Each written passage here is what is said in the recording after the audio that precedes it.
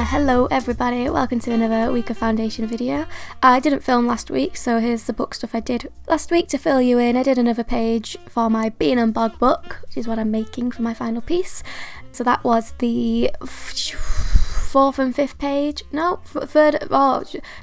and fourth page, and in this video I'm working on page 5, 6, 7 and 8. This page here, it's a double page spread. If you can imagine, the book's going to be a square, so when you fold the book out it's going to be like two squares next to each other, if you get what I mean. So this is like a double page spread of the book. This is page, oh my gosh, I've forgotten and I literally said it 2 seconds ago. This is page 5 and 6. The book has 26 pages. Oh, actually I think it's 24 now. I managed to cut some out. I don't know, but me, so I've got a lot of pages to do, but hey, I'm nearly halfway there now. I've got 10 pages done, which is pretty cool. And I did 4 pages this week, so if I keep working like I have been doing, I'll be there in no time. Easy peasy. So yeah, this is a digital piece. I scanned my drawing into Photoshop and I'm just filling it in layer by layer, tree by tree. I started with the background having a little gradient of the yellow into the blue. I thought it looked nice. I'm trying to make the book use a lot of that yellow colour as a reoccurring theme throughout the pages, so all the pages kind of match a little bit.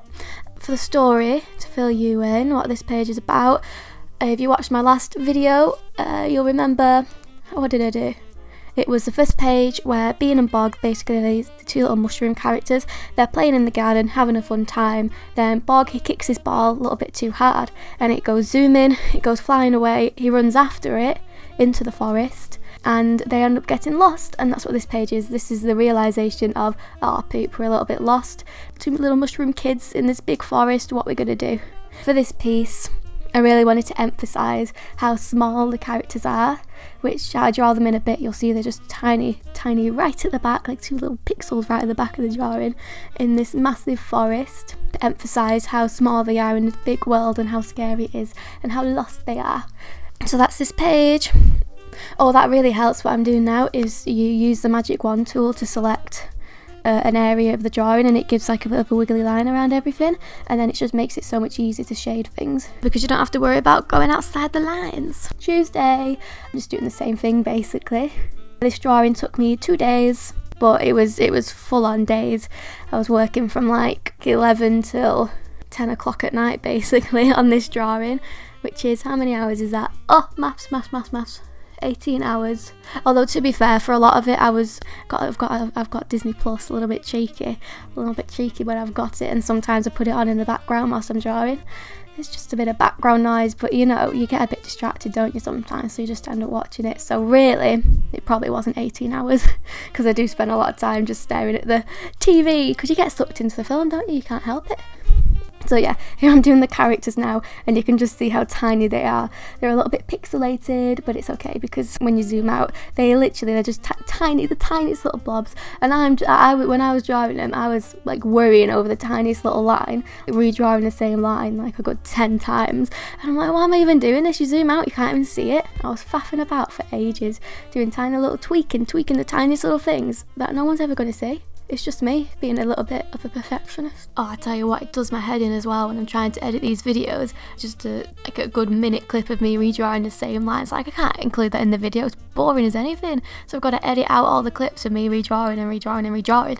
And it's just so many of them. Anyway, so that's that illustration done, and you'll notice I left the bottom left hand side quite empty, but that was because I wanted to add the text in there, so that's why, in case you're wondering what's happening with that bottom left corner. It's for the text. What did I write? Bean chased Bog and Bog chased his ball, and before they knew it they were lost.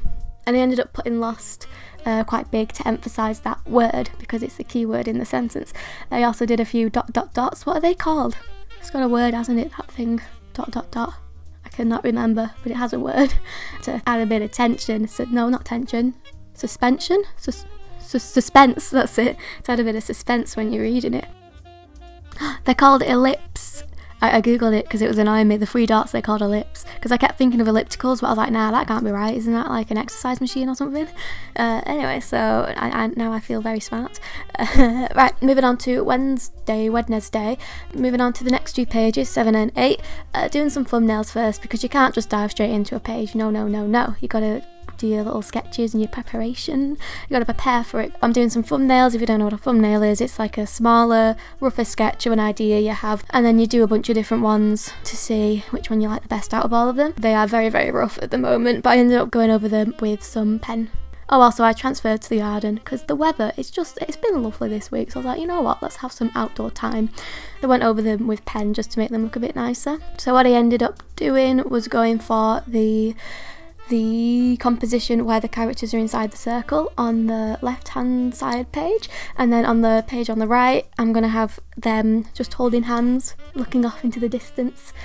I'm keeping these pages quite simple because I want the typography to take up a lot of the space. For my book, I want each page to be quite different from each other. I want there to be a variety of illustrations, with some being much bigger and some being smaller. So because the last illustration I did was a big boy illustration, it was taking up the whole page, I thought the next ones will be much smaller and much simpler to add a bit of variety.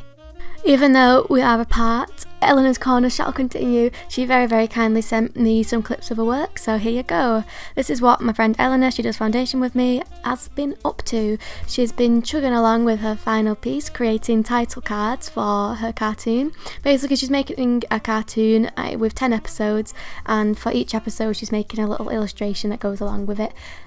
So here you go. She's done these in watercolour, and then she uses coloured pencils, I think she uses Prismacolors, to add detail, and then she messes about with them on the computer and then adds the text, and they are looking very, very nice in my opinion. So yeah, there you go, that's a little clip of what Eleanor's been up to. And if you want to see some more of her work, because she's got a lot of very lovely work, I'll link her at Instagram in the description. And also whilst you're down there, have a little look at my Instagram. I'm keeping it pretty updated. So moving on to Thursday, the thumbnails I was drawing on Wednesday, I've now drawn my favourite two, a little bit bigger, a little bit nicer, and I'm just colouring them in. I'm using watercolour, and I end up working into it with some coloured pencils. In case anyone would like to know, the watercolours I use are by Winsor & Newton, and my pencils are by the brand Faber-Castell. They're called Faber-Castell Polychromos.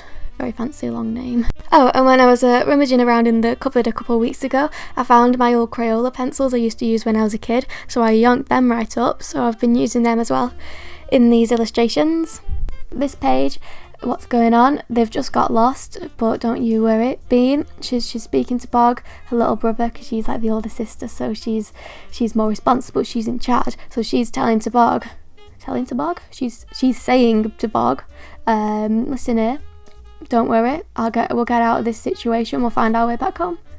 Right, nobody cares and nobody asks for it, but to be honest, there's only really so much you can say about Two Little Mushroom People, and I'm really running out of things to say. So, to fill the rest of this video up, I'm going to talk a bit about Pixar films, because, like I said, I've been watching a lot of Disney Plus, and I've also had a lot of time on my hands, been quite a tiny little bit, quite a bit bored. So, me and my brother made a list of our top 10 Pixar films, but so you don't get bored, I'll just do the top 5. Here we go. Monsters Inc. is my top Pixar film. Banging. Don't even need to explain why it's at the top, it just is. Followed by Incredibles. Lovely film. Absolutely lovely. Good story, good action scenes, it's got the funny moments, got the sad moments, it's got all the things I want in a film. Now, number 3, a little bit controversial. It's Ratatouille. Now, why is it controversial? I feel when people think of Pixar, who's thinking of Ratatouille first? People think of the Monsters Inc., the Incredibles, the Toy Story, the Nemo. No one's thinking of Ratatouille. I'm thinking about it. It's a lovely film, so that's why it comes in number 3. Number 4, Toy Story 3. I think Toy Story 3 is the best of all the Toy Stories, and I'll tell you for why. It's got the best plot, I think it's got the funniest moments, it tugs at your heartstrings. I'm crying a good 4 times during Toy Story 3. And that's why it's not higher up in the list, because I'm crying too much. And you know what? Sometimes when I watch a film, I don't want to be crying like 4 times. You know what I mean?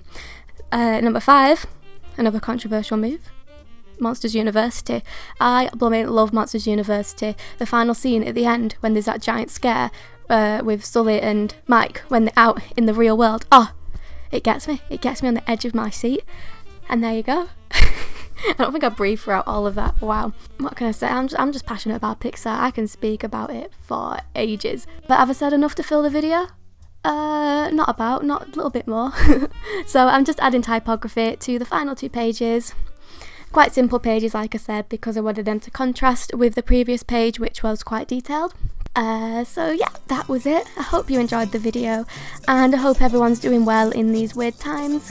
Thank you for watching, and goodbye.